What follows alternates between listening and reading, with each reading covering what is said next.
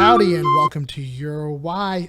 First episode of season 3. We have the Fairhaven Food Pantry on with Bob and Bob. Bob Luton and Bob McDonald on later. But first off, we're with our co-host, Matt Russell. Matt, do you want to give us just kind of an intro, what you do here at Chapelwood, who you are, and everything like that? Sure. My name is Matt Russell, and I'm a part of the executive team and am a pastor, United Methodist pastor, and been on staff here since February of this year. Although this is kind of my second time around. When I first got out of ministry, I was appointed to Chapelwood and was here for 12 years and then left. And it's been amazing being able to come back in this capacity. Yeah, what an interesting time to come back to. Right? I mean, I'm sure you get that a lot. Yeah, no, it's been kind of surreal in some ways. I think we were back for 2 or 3 weeks and then everything, shut down. And so we've had to kind of pivot like everyone else, but it's Yeah. So one thing that I like to do to begin every episode with our co-host is I have a list of, I forget off the top of my head. 187 icebreaker questions. Really?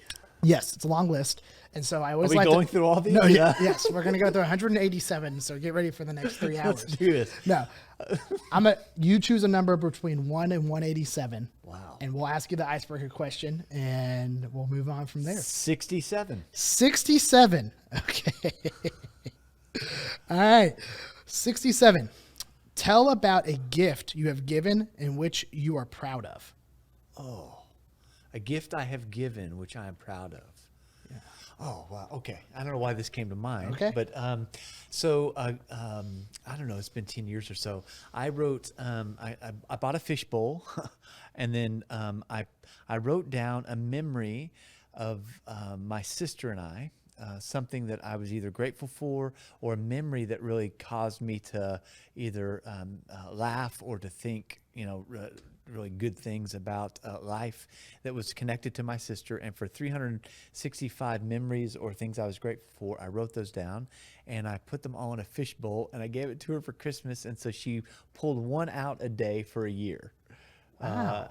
As a way of, and it was just my way of just telling my sister I loved her and was grateful for her. That's awesome. What a creative gift, too. Yeah. High emotional value. Yeah. Low economic value. Yes. Which was is great. And it also signals, I wanted to kill my sister growing up so that I had 365 things that I was grateful for meant that there was a lot of healing. Well, it's like, when they say for one put down, you should give 2 or 3 put ups. Oh yeah. You had a lot to bank in then. Oh, listen, 365 would not have been doing that justice if that was the math we were working on. If that was the equation. Okay. Awesome. Well, we're going to talk about here in the intro, we're going to talk about a promo video that we did, that we shot together. And so rather than try to, we'll explain it in a second, but I am going to put it up, a little snippet of it up on the TV. So can I just say your pink robe is awesome. Yeah. It pops very loud. So let's get to, we're just going to do the little, we'll just roll with this section.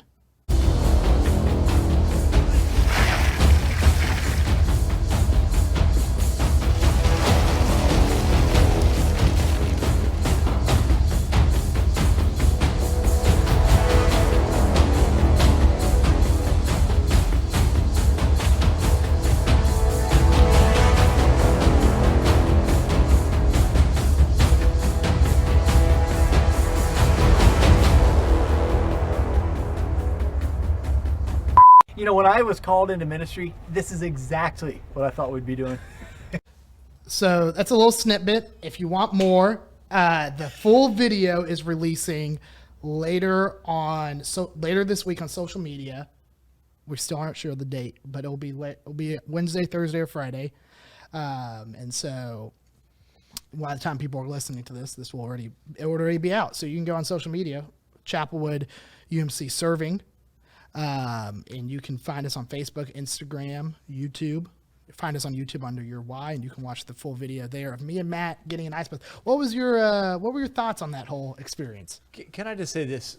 So I get an email from you saying, "Hey, I'd like to have you be a guest on the podcast," and it comes with a promo video. Would you like to do it? I said, "Brother, anything for Evan." Yes, of course. And then comes and we're going to be doing this all in an ice bath. So I got to tell you, I have never been so, like, my body has not been that shocked. I don't think ever, Yeah. ever. I mean, we got into that ice bath. I cannot even tell you that once it got, like, my cognitive functions just like became detached, and I was just, all I wanted was to see my mother, and I wanted to get out of that ice bath. Those are the two things. Those are the two things.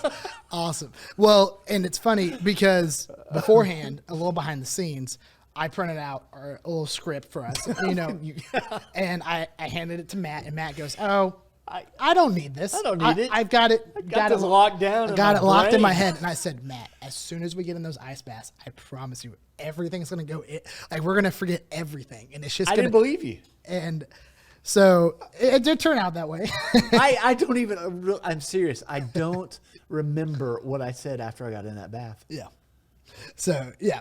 Well, hey, you did great. Again, have you seen the full video? No, I haven't. Okay. We'll show you after this. Okay. Well, we gotta leave them. They got to go watch the. I'm still cold. Yeah. I want you to know it's been, I don't know, a week and a half. And I'm still cold. Yeah. I went home and I think I slept. It was like, like if you've ever gotten out of a pool and like you've just been in water, right? And then you get out and your body's just tired. Like you take a great nap after you get out of the pool or the beach, out of the ocean or whatever. And I felt like that expedited, like we were in water for like 30 seconds. No, I think it was more like, it felt like 5.5 hours. There's no way that was 30 seconds. Real time, it was like 2 minutes. Body wise, internal clock, it was 5.5 hours. Yeah. But we got out, and my body was just so drained of energy. I got home, and I literally curled up onto my couch, and I fell asleep. In the fetal position. In the fetal position, and I was just asleep. It threw off my night because then I woke up at like 9 o'clock that night, and I was ready to go. And I was like, well, now I'm ready for the entire day, and it's 9 o'clock at night. So the effects of it were definitely more than just in the moment. So is that something you would, like, after doing that, would you do that weekly now? Is that something like you do, like, I'm going to do Ice Bath Monday? Ice Bath Monday. Yeah, Ice Bath Monday. That's an idea. Said Matt Russell never. Said Matt Russell. Never. If you, on social media, hashtag Ice Bath Monday, if you do it, Matt will get in the ice bath again. Of course I will. That's how that will work. Hashtag never. Hashtag never. But well, yeah. So kind of moving on from the ice bath. We are in a new studio. What? Beautiful. I wish I could take credit. I can't. Jeff and Charlie. I can. I built all this, Evan. Oh. Yeah. Really? Last couple of weeks have just been, it's what I do. Wow. I tinker with tools. Quite handy. It's a lie. It's a lie. But yeah, it's our last studio we were in was a very tiny room. Ruby can remember this, where if you took about 2 steps, you hit wall to wall. Really? Yeah. So I don't know where y'all came from. Well, if we really want to throw it back all the way, the first episode, season 1, episode 1, was just me and Taylor Phillips, and we had 2 stage mics hooked up to a computer, and we were in what is now Jeff and Charlie. In a van down by the river. Pretty much. It was in Jeff and Charlie where they used to shoot videos, and it was like we were just in 2 stools, just with a mic. we're just holding mics with to our Mr. face. Microphones. Yeah, just holding them to our face like this, just talking back and forth. And the quality was awful. You can go if you want to go experience that quality versus what we're at now, go listen to the first episode. But yeah, we've come a long way. Now you're in a spacious studio that's... I can take more than 2 steps. Yeah. That's all I've ever asked for. Just let me take more than 2 steps and I'll be happy. And so, but yeah, it's quite a spacious thing. And so, yeah, super, super awesome to be here. And, I'm excited for this episode. Yeah. With Bob and Bob. And so, yeah, I mean, Bob and Bob just bobbing around. That was Bob Luton's words as he walked out. Yeah. Which is Bob Luton's a funny guy. Yeah. And so, yeah, they're going to sit down with us and we're going to talk about the food pantry and everything, how it started off, what that process from, really like where Fairhaven started in the 50s to what it became to in the 70s to where it's at now. And then we're going to be talking about, over the past 7 months, what it's been like in the pandemic since Chapelwood Serving Ministries and so many other people have rallied behind it and helped sustain it over the past couple months. It's amazing. I'm excited about this conversation because I think when I think about our culture and just the fast food nature, Instagram nature of it, it's what's next. And when I think about Bob Luton and Bob McDonald, I think about folks that have really put roots down in the soil of a place and have nurtured something. And so these folks have been so faithful in an area that they were just saying, hey, this is what we're going to do. And then this global pandemic comes, and Chapelwood is able to do profound ministry because folks have been faithful in, I don't even want to say small ways. They're, in the kingdom, they're great. They're big things. Oh, yeah. And yeah, so great hype up for this interview. And so we're going to go ahead and cut to that, and then we're going to be back here. So we're here with Bob Luton and Bob McDonald. Y'all want to give us a brief introduction, each one of y'all, and kind of tell us who you are, what you do, what you've done, and all that? Well, I'm Bob Luton. I've been at Fairhaven as an associate for 35 years and have witnessed a lot of wonderful work at the pantry. And Bob, what's your job at Fairhaven / Chapelwood? Currently a pastoral care associate. Awesome. Bob McDonald? I came to Fairhaven in about 67, and the sanctuary had been completed, and we were glad to see that. We had come from an extremely small church, and so we had a time fitting in this large church, but found our way and got into the workings of the various committees and just stayed, and it's been a fantastic experience. What's been your role with the Fairhaven Food Pantry over the past years? Well, in the beginning, it was Donna Schlitt that had started the pantry because of the shutdown of the northern economy, and people were flooding into the church office asking for food and different things. And she was the main person that helped start it because they had formed a Society of St. Stephen, and that they got involved with this. So I was a helper all along the way. And then when the food bank was founded, which she helped do that too, we would go out and pick up food from there. I had a pickup truck, so I volunteered to go with her to do that. And it just naturally came into being after a while. After she became our business administrator, then I had the full coordination of the pantry.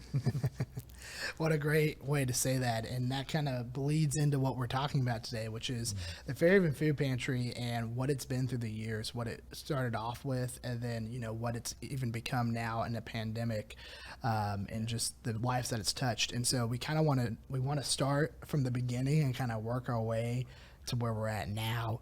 And so this podcast is called Your Why. And the reason we do that is because we talk about the whys behind organizations and people, why they go out and serve, why they love other people, and everything like that. And so that's what we want to start off with the Fairhaven Food Pantry is, and you kind of hit on it, and I'd love to kind of dive deeper into that. What was the why behind starting the Fairhaven Food Pantry? What did y'all see in the community that was there that y'all said, hey, this is a need, and we need and this is the process that we got to starting it, and I'd love to hear that. Well, I think Bob covered that in some of his series. Well, in interviewing Donna Schlitt, which Bob just mentioned, she said that they were delivering Christmas baskets in Carverdale in the early 70s. And it just really hit her heart that there was such a drastic need for food. And at that time, the Society of St. Stephen had been starting a dental clinic and doing some other things in the Carverdale area, which is north of where Fairhaven is. And when she saw the people that were affected by the situation that Bob just mentioned, being so many people that were hungry, she said she looked out in the parking lot and saw a van pull up that had, it almost looked like a Beverly Hillbillies situation with mattresses tied to the top of the van, that she just knew that there was a huge ministry that was needed. And it all started in a closet in the front of the church. Her husband built some shelves. They had canned foods, and it didn't take long to overwhelm that situation and move to a container, and then to a scout hut, and then to the pantry building, which we currently have, which was, I believe it was 88 or 89 that the pantry building actually came onto the site. Yeah. And it's awesome to see that process of, again, starting with that why of, there's this need for food in the community. And then, okay, how do we address that need? Well, we're going to give out food. And then what does that look like to give out food? And just seeing that process of just starting off with some shelves, and then all of a sudden you're having to build stuff because there's just such a need. And so what have been some challenges through the years that the Fairhaven Food Pantry has seen, and kind of, how it's addressed new things and, adapted over time? Well, we had first the group was serving out of a little container building that one of the St. Stephen Society members had brought in, and it was extremely hot for the volunteers. So it was right next to the scout hut, and they made a deal with the scouts to let them serve the food during the daytime out of the scout hut, and the scout hut would have that container building for their equipment and things that they needed. One of the things that happened in December of '88, I believe, they had a series of catastrophic burglaries. And it was an amazing God thing because it galvanized the community support for the pantry. There was so much publicity about those burglaries. It's like one night after another. And they ended up having their best year as far as serving numbers of people in the Christmas after that. And it just made it clear that they needed a larger building. So it was a catastrophe that led to the arrival of the two trailers that are combined together to create the building. And I think looking back over some of Bob's notes for the articles we've been working on, I could count 1.3 million people that have been served up until the pandemic started. And Bob reminded me that because of the way they were required to count, that they couldn't count a person who came back a second time. So what that means is that quite a few more people than that actually were served because they could only be counted once. That's amazing. I mean, that's conservatively, that's a fourth of the current population of Houston. And that's just from 1985. I couldn't find any records prior to 85. So it's 85 through this past March. And it was founded in 70. We think of it as 75, roughly. The records are kind of murky about exactly what moment the container was put into place and that situation started, but about 1975. Okay. Wow. So yeah, so you're still missing, 14 years of data in that too, which is just incredible. Yeah. And just to think, and if I'm remembering correctly, y'all were around before the Houston Food Bank, and y'all were really like one of the first food pantries in the Houston area, just in general. Right. So really pioneers in that, and just ahead of the game, seeing that need. And it's, as a church, that's such a neat avenue to be in, to be able to Just to get the timeline in place, like in 55, 54, the church started, and we started serving people even then. And then in about 67, Bob mentioned the new building was built, which made it very visible from the street. And that's when they got overwhelmed with the little closet and then moved to the container and then to the other building. Yeah. Wow. So something I want to talk about as well is it's hard not to talk about the Fairhaven Food Pantry without wanting to talk a little bit about Bob McDonald and all that she has poured in. I mean, over 30 years of just hard work and volunteering. And so I'd love to just hear your heart behind, what's kept you going. I mean, that's hard to be a part of anything for that long, let alone in a volunteer position. And so I'd love to hear just kind of what that was like and why you kept on serving in the way you did. I guess it was just born into me from my family to serve, and that's when we moved to Houston. The sanctuary had already been completed, and we did various volunteer things with Fairhaven, and then when Donna became our business administrator, I became the pantry coordinator. Oh, wow. And we had to start getting the food. She had helped start the Houston Food Bank by that time. And we would go out there. That was way east, Tascasita and Liberty Road or somewhere. Always got caught by the trains. And everything was a lottery system. We would go out and they would draw numbers out. So we managed to get mainly dried pinto beans, 50-pound sacks, and a few other things. And then we came back and would unload in the Boy Scout hut. We were still in the Boy Scout hut then. And then she would go and do her job as business administrator, and I would stay with the ones in the pantry in the Boy Scout hut. And when the burglaries happened, we thought, well, if we put some food outside overnight, maybe they wouldn't break in. But that didn't work. So we had to. One of our volunteers at that time called the TV stations, and they came over and interviewed us, and from that we received fantastic outpouring from the community, the various churches, organizations. It was just fantastic, the amount of support that came in with food and money, and that's how we were able to start planning for a new building. Amazing.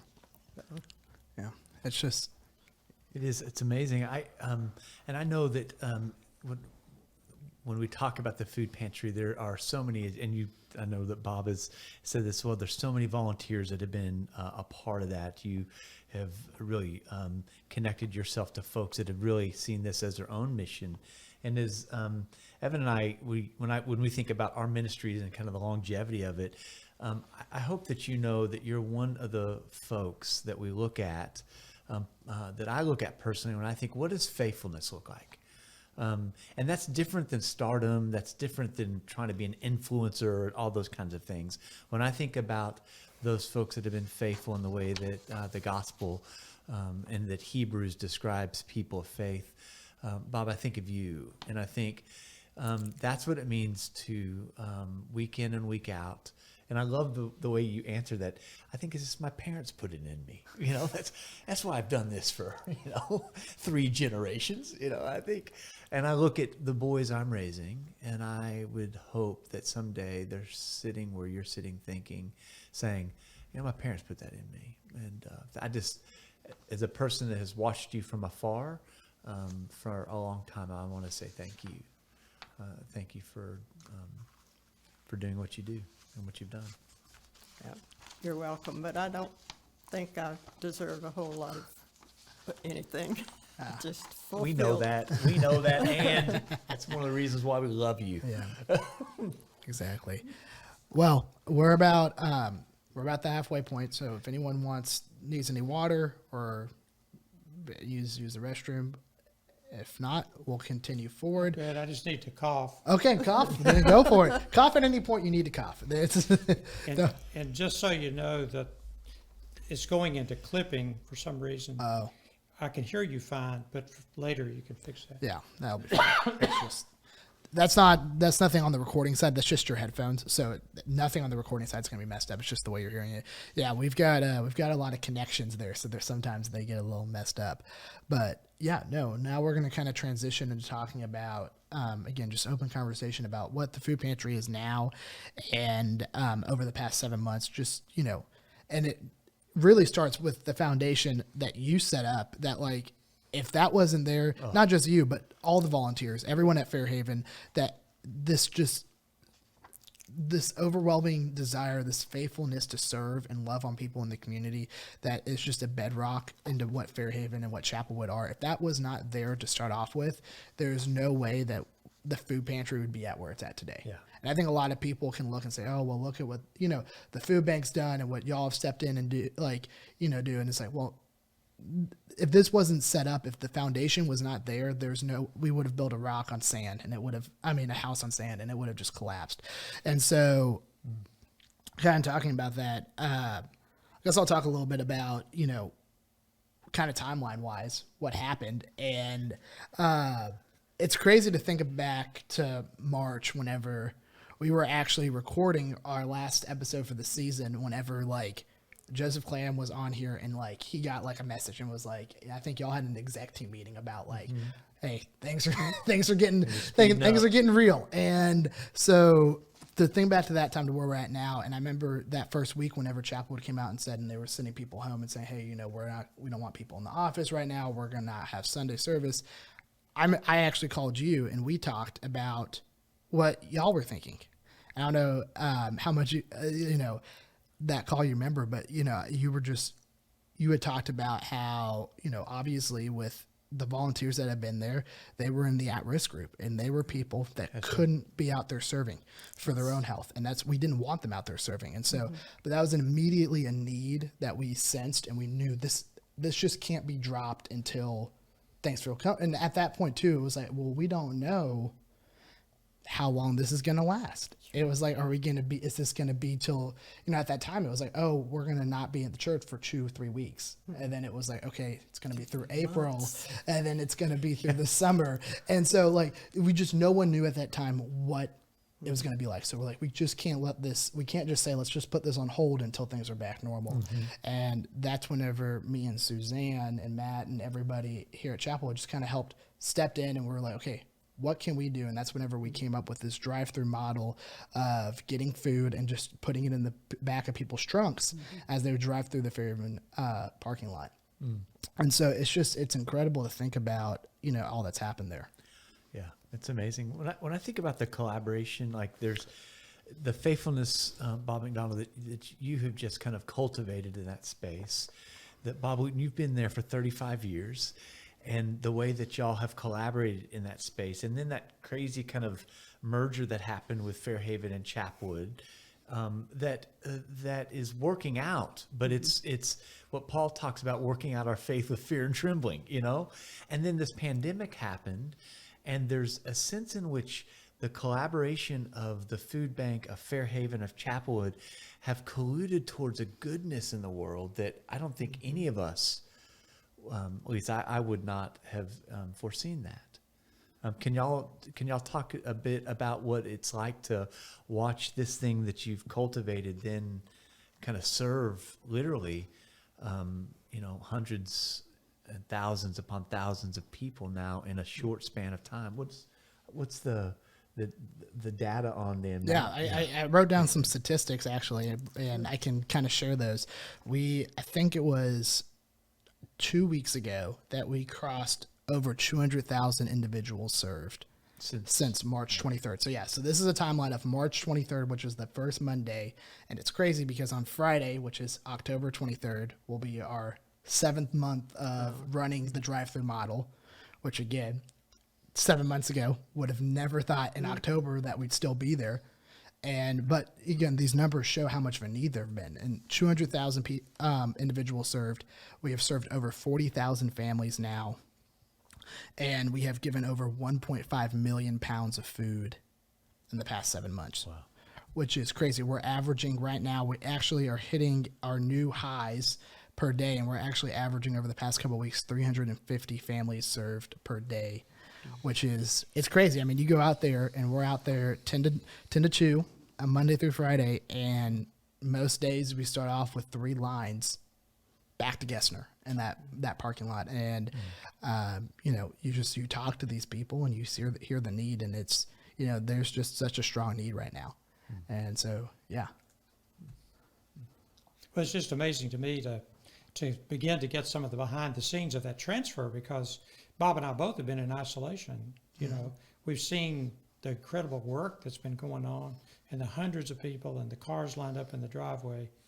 But to hear you talk about, those moments when you kind of decided, well, I guess we need to pick this up and keep it going. Yeah. It's just an amazing kind of thing to see the intersection, as you mentioned, of all of these pieces, the merger, the need for food, the legacy of the pantry that's been there since the early 70s and so forth, to see all of that come about and evolve into what it is today, and with an unknown about what it's going to be like, after we emerge into a post-pandemic world. We just don't really know yet. Yeah, and it's incredible to think back to whenever me, Matt, and Suzanne at the very early days of this were on Zoom calls talking about the food pantry and just like what our response is as a church. And it again was very early on that we were like, okay, this has to be something that we focus on.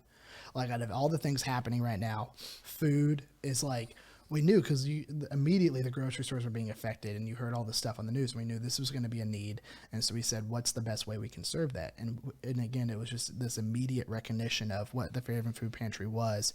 And again, why try to go reinvent a wheel? Why try to go build something from the ground up whenever there's been this amazing building already there that, we could use? And it was, again, just incredible. And because the food pantry is a part of the DNA within Fairhaven, and so being able to turn at a really crucial time in our city and country and world's history, and to have a resource that then can be like ramped up because it's been there, it's cultivated. It's not like maybe we should think about this. No, that's soil that has been producing fruit for generations, and then to watch that really, like you're saying, from where y'all are sitting. Well, in addition to the Fairhaven DNA, it's also been a part of the fabric of Spring Branch. Yes. One of the things that Bob has done is had holiday food distributions, and has involved families with their children in helping with these distributions. And some of the kids that came through and helped to serve folks during the holidays have learned about service for the rest of their lives because of being involved as helpers in the holiday distributions over several years. So, the trust of a community, the involvement of school kids doing food drives over many years has really helped to create a situation where folks trust, the food distribution. Yeah, totally. Well, y'all, this has been an amazing conversation, and I feel robbed to cut it short, but this is, we try to make this enjoyable and bite-sized for people. And so I think we've done a really good job of, again, from a very 3,000-foot view, just going over what this has been and what it's been to the community. And so I always like to, at the end of the interview section of the podcast, let our guest have kind of a final word and let y'all have just a moment. If y'all feel led to say anything, talk about anything, the mic is yours. It can be food pantry related. It can be whatever's on your heart. This is just your time to say whatever you want. Mine is just gratitude. I'm grateful to Bob and for the volunteers over so many years, and all the community people who've stepped up to help, and businesses that have contributed. And I'm grateful to, Evan and Suzanne and Matt and others who have stepped up to make it happen right now. I'm just overwhelmed with gratefulness. Bob, I know that you've done a lot of study and have talked about this kind of these articles that you've kind of pulled together. Will there be any way that we could ever kind of see what you've been working on, or is there going to be a summary of that? We'll put all of them up on the website. Okay. Because I think that history is going to be so wonderful to be able to look at. It's part of our legacy, who we are. Well, I'm just extremely thankful for the, all through the years, we have had a completely ecumenical pantry with the volunteers. We even had, we've had Mormons that are just fantastic workers. And we have had a Jewish person that was most helpful with us. So we feel that we are completely ecumenical, and that has helped so very much to have people that will volunteer without worrying about who we are and what we do. And I think that we have gained many volunteers because of that. And we're so grateful to Chapelwood for picking up when, as we said earlier, very few of our volunteers were not in the area where we had to be quarantined, I guess I'd say, or couldn't be out. And so thankfully, Suzanne and Evan came in, the whole Chapelwood serving ministry has been fantastic. And we don't know what it'll ever turn out after this, but there will be changes, and we hope we'll all be working together again. Amen. Yeah, for sure. We'll have to do a follow-up episode like in a year and check back in and see, where we are, hopefully post pandemic. And so, but thank y'all for coming on. It was great talking with y'all, and great. Appreciate we really appreciate it. Thank you. No problem. Thank you. And we're back. Look at that. We're back. We are here. We're here in the outro. Amazing how things work in the editing world. 1 second you're in the intro, 1 second you're in the outro. It's incredible. Just changes like how that. You did that. Magic. And so, Matt, what did you think about the interview?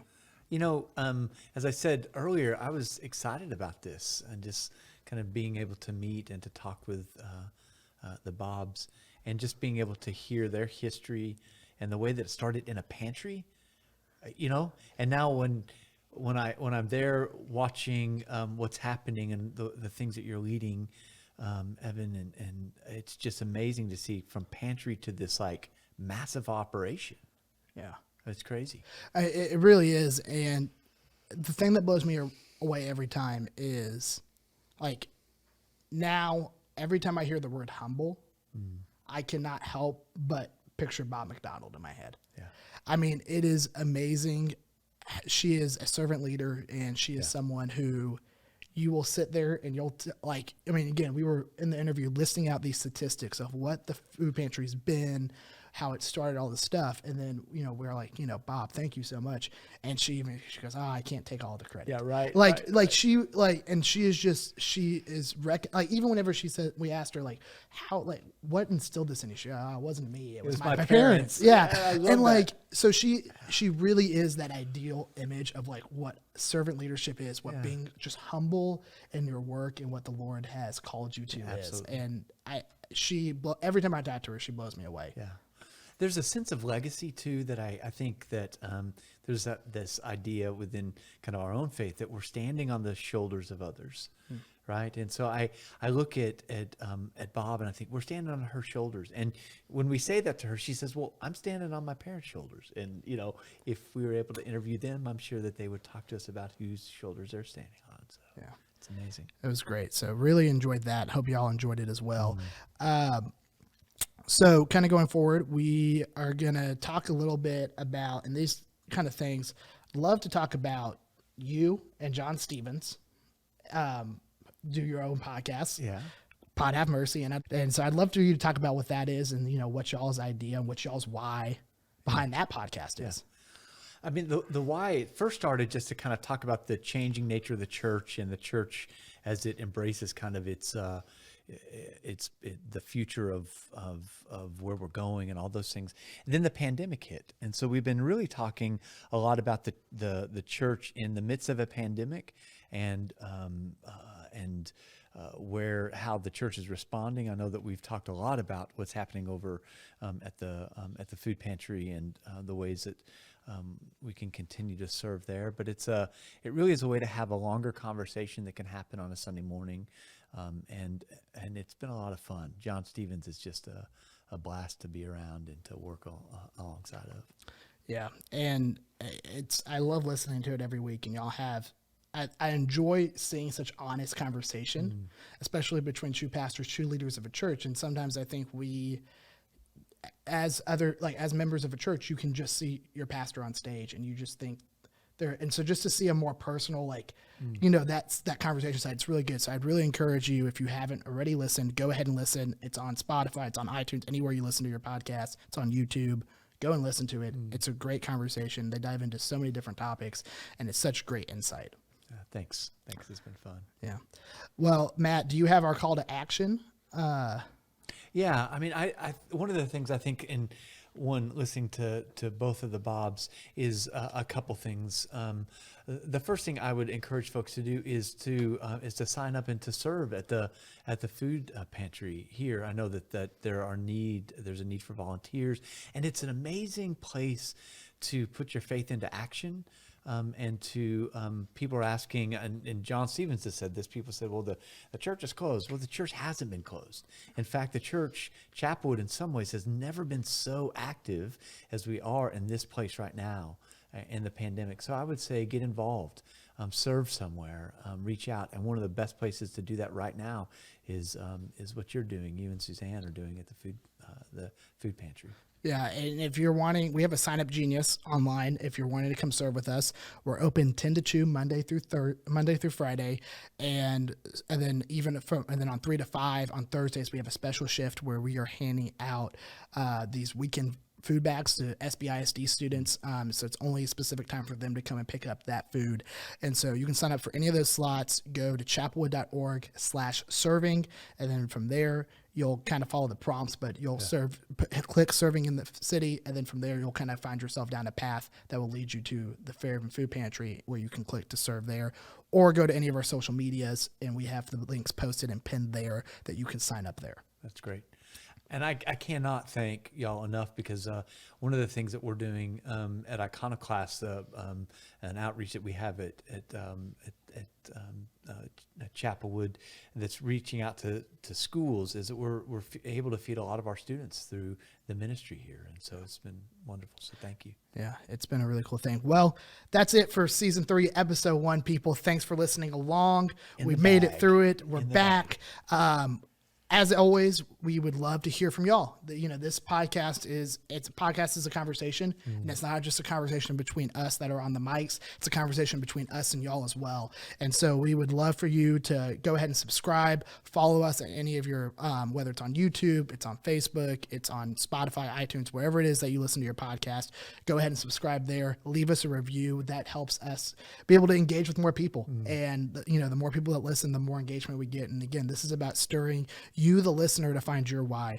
And then, again, like us on Facebook, Instagram, Chapelwood UMC Serving. You can search that up and we'll pop up.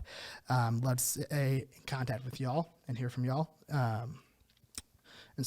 Thanks. And go and find your why, people. Howdy, and thanks for watching. Please leave a like and comment on this video. And if you aren't subscribed already to the Your Why channel, go ahead and subscribe. Also, don't forget to turn on all notifications so you don't miss any of our videos. If anything during the video piques your interest, go ahead and check out the descriptions in the link below. Go and find your why, people.